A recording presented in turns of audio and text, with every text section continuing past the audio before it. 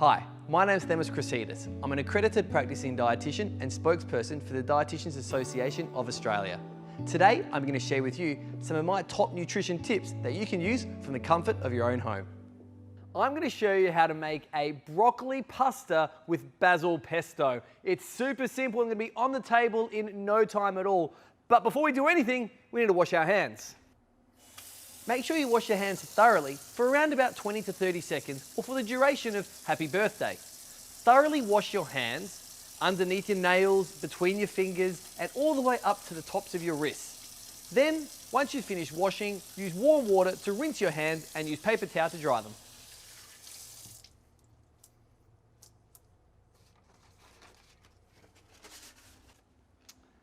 Okay, so the first thing we're going to do is we're going to get a nice big pot of boiling water going. Now, our pasta here, we've chosen to use penne. You could use whatever pasta you choose. Fettuccine, linguine, spaghetti, whatever you've got in your cupboard is completely fine.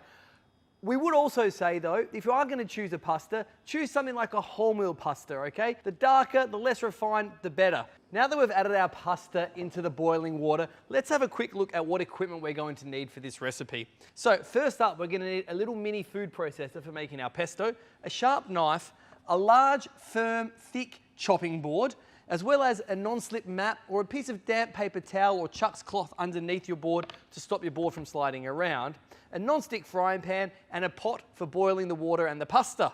Now, what we're going to do, we're going to get stuck into making our pesto first. So, obviously we've got all of our beautiful fresh produce here. Now, right now, I promise you, fresh produce is in absolute abundance. There is no need to avoid it. There is no need to stockpile. Please, let's just shop sensibly and make sure we purchase what we need, purchase what we're going to cook. Let's not waste our produce and let's not waste our money either, okay? So, what we're going to do, we're going to get half of our basil into our food processor. Now, all of these herbs and all of our produce here has already been washed using just cold running water as well. So let's get that in. As you can see, I'm throwing my stems into here as well. Now, some pine nuts. These guys have got some of those beautiful healthy fats, but they're going to add that lovely creaminess into the dish once we get blending.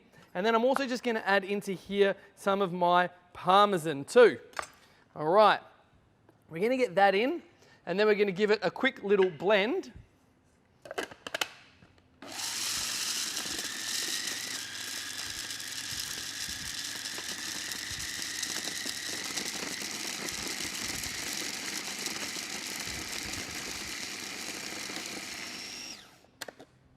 Okay, so our basil, our pine nuts, as well as our parmesan has all come together nicely here. Now what I'm going to do, I'm going to take it out of my mini chop here.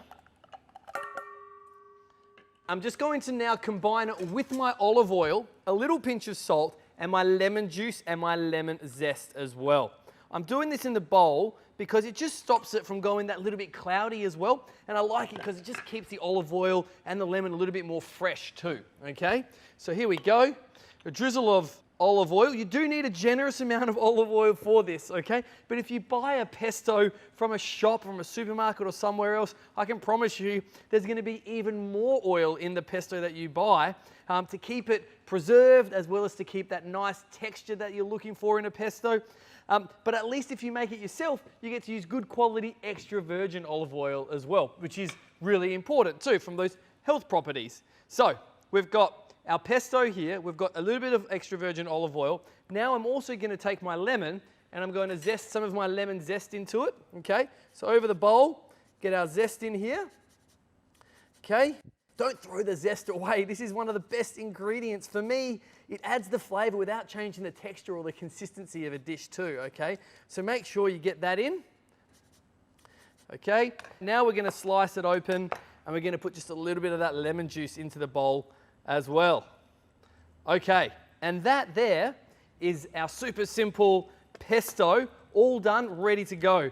Now, you could go buy this at the shops if you wanted, without a doubt, but the truth is, when money's a bit tight and we want to make sure we're filling our body with nutritious ingredients, why not make it at home for yourself? It's only a few ingredients, it's a little blender, and you're done. Give it a crack. So our pesto is all done. We're going to let that sit to the side. I've got my pan on a nice high heat. My pasta is ready to be strained, so I'll just strain this over my sink. Okay. So I've left a little bit of the water that the pasta was boiling in the bottom of this pot here, because that will help just thin out our pesto a little bit when we bring the whole pasta together. So I'll let that just sit there. It's not on, it's doing its thing. My pan's on a nice high heat right now. So what I'm going to do is just going to bring that back down slightly to a moderate heat. Now with our broccoli, what we're going to do, we're just going to cut the top off here. We're not throwing this bit away, okay? This is really important, this part here. I love the stem. There's so much flavor, so much texture in the stem of this broccoli.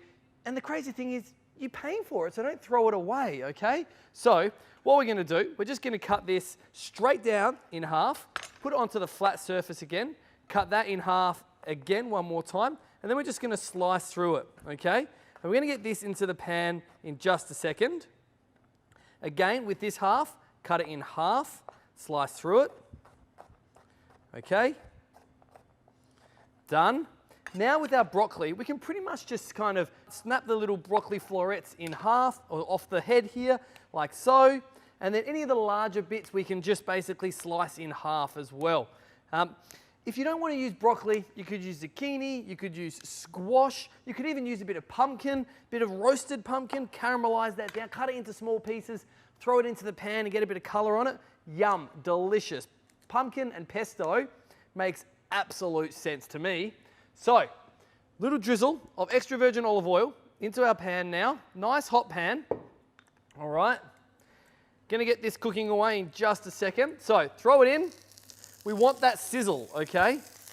We want to have nice kind of golden broccoli, all right? That's what we're aiming for. Just pulling that apart, pulling these larger bits apart, throwing them into the pan.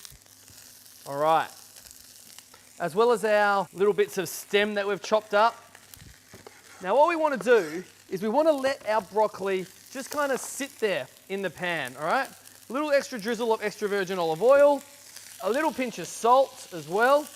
We're going to let that sit there for a good kind of 2 or 3 minutes on a medium heat. We're going to let it get some color, get some caramelization, and it will be absolutely some of the best broccoli you've ever tried. So while our broccoli is cooking away here, last little drizzle of extra virgin olive oil, let it sizzle and do its thing. We're going to get the rest of our ingredients ready, okay? So we're going to chop up our garlic as well as our chili, and we're going to use some of these basil stems as well. But what we're trying to do is we want to make sure that our broccoli gets a bit of a head start, because these guys, when we chop them up nice and small, they aren't going to take long to cook. But these are absolutely the most important part of the dish almost, our chili, as well as our garlic, our basil stems, because they're going to inject flavor into this very quick cooking dish, okay? So, if you don't like chili super hot, you can remove the seeds by simply slicing the chili straight down the middle, okay? And then using a little spoon if you want to remove the seeds nice and evenly. You also want to remove the membrane, okay? Not just the seeds, because that's where a lot of the heat comes from. So, thinly sliced chili, done. I'm going to go with 2 chilies because firstly, I like a little bit of heat in my food. But secondly, I think when you are cooking a dish super quick, this is really quite important for getting that flavor boost that's required when it doesn't have a long time to necessarily marinate. All right, let's have a look at our broccoli over here. It's looking good. The part that I love about pan frying vegetables like this is that we get this lovely kind of golden caramelization that's taking place, but we also end up with beautiful, bright colored vegetables, which makes them so much more appealing to the whole family. And on top of that, these guys maintain their texture as well. They maintain their texture and their nutrition, which makes eating vegetables so much more enjoyable. Our broccoli is getting quite close now, so what I'm going to do is I'm going to add in my chili, okay, like this. I'm going to add in my garlic as well.